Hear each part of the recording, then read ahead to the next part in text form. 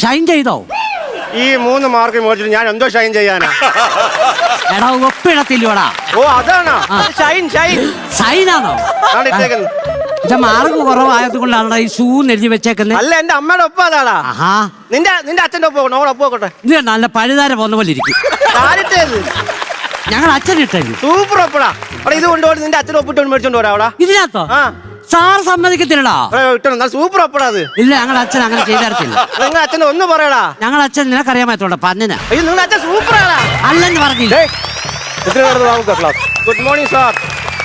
എടാ നിങ്ങളോട് ഞാൻ നേരത്തെ പറഞ്ഞിട്ടില്ലേ ക്ലാസ്സിൽ കയറുമ്പോൾ നിശബ്ദത പാലിക്കണമെന്ന് പറഞ്ഞിട്ടുണ്ടോ? എവിടെ കേൾക്കാ ഇത്? പറഞ്ഞതുപോലെ ടൂറിന് പോയ കുട്ടികളും അധ്യാപകരും എല്ലാം ഇന്നെത്തും. 5 ദിവസം കഴിഞ്ഞ് എത്തുക. ഇത് യൂണിഫോം എന്തോ ചെയ്യുന്നത്?